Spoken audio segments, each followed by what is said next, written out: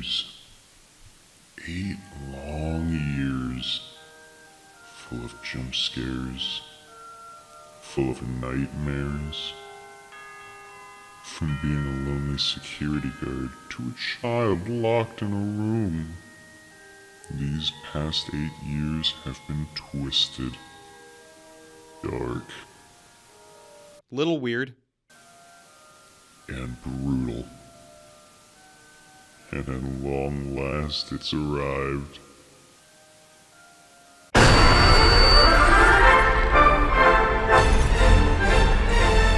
It's finally here, everyone. This is it. The Five Nights at Freddy's movie is finally within sight. If you were like me 8 years ago, then chances are that you came across the FNAF game on YouTube. I kid you not, I was watching a Stampy video when I came across Markiplier's first video on FNAF. I had no interest in horror in any way, and after watching that video, I went to bed thinking that Bonnie was right outside my door. The following day, I walked to school and thought that Bonnie was waiting to get me right behind a bush. That game is awful. It's scary, talks about murdered children, has these creepy animatronics. But what's the story actually about?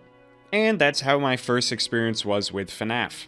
Since then, I've kept up with the games by watching Markiplier play them, checked the websites to find any clues, and of course I kept up with game theory to keep up with the lore! I didn't read the books though. Look, for a while so many people were saying, oh, the books aren't related to the games or the main story. So I didn't read them, but now they suddenly are. Doesn't really matter though, there can't be that much to catch up on. There's 19? Have I been that behind on the FNAF lore? Listen, I've seen the online theories in relation to the book, so I've essentially read them, or at least the Spark Notes. When the movie was originally announced in 2015, I nearly lost my head. Bad phrase for this series. I heard that Blumhouse was behind it and was even more excited. They've made great films in the past, and if there was anyone who could do it, I figured it could be them. There have been a lot of changes behind the scenes, and much has evolved since the film's announcement, especially with all of these games and books. But it's finally here. When the first trailer dropped, I texted my mom. Mom, the new FNAF trailer dropped. What's FNAF? Five Nights at Freddy's? The game with the creepy animatronics? What's it about? Well, the story focuses on these 4 animatronics. Well, there's actually more than 4, but we'll get to that later. And they aren't actually animatronics, but they're children who were killed and stuffed into the suits. But to understand that, though, we first have to talk about William Afton and Henry Emily. I'm not reading any of that. Nerd. And then we watched the trailer, and oh, it looks so good. It felt like my brain was being scooped into the world.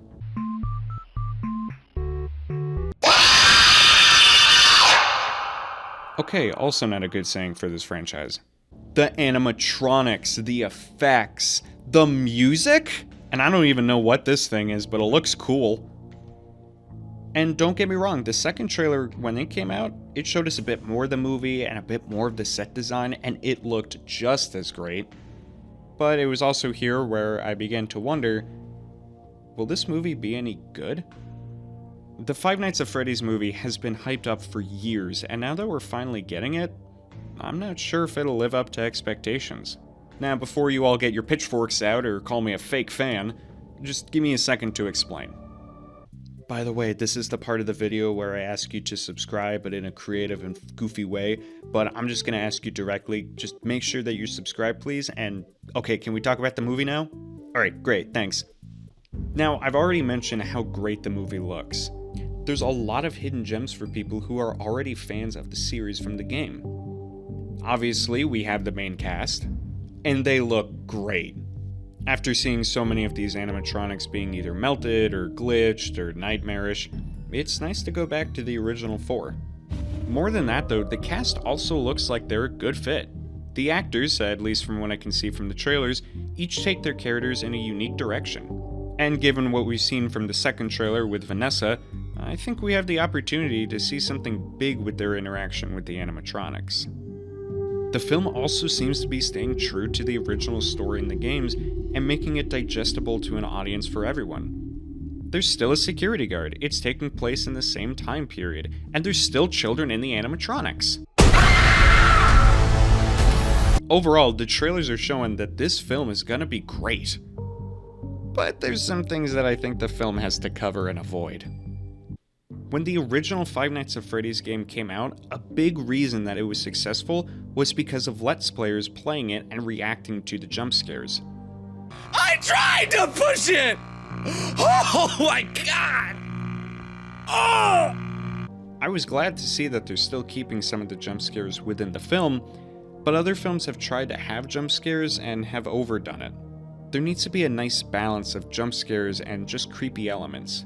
For instance, the Blair Witch Project did a great job of having certain scenes be scary without the use of a jump scare. I don't think I need to remind anyone of the ending, but they also have scenes where there's a jump scare of some kind. The film was able to balance both. While the Five Nights at Freddy's movie should still keep them, I don't want the only parts where I get spooked to be because of those. There's also a lot of lore already established within the Five Nights at Freddy's universe. Did I mention the 9 games, or perhaps the 19 books? There's gonna be more?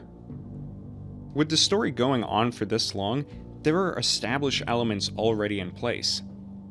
I know this movie will try to condense it, but I'm really hoping they don't skip over anything important or just retell everything we already know. This movie is for everyone, so many are going to need a refresher or the information told clearly, but it also needs to present new information. I'm not asking for certain things to be confirmed, though that would be nice, but something that would further the story. And before anyone asks, yeah, I do know that some of the actors have already signed up for a 3-film deal, making the Five Nights at Freddy's films into a trilogy. But it's also important to remember that this is commonly done. If the film does well, then of course they're gonna want to make more. That's why they had to have the actors sign, to make sure that they wouldn't have to recast anyone.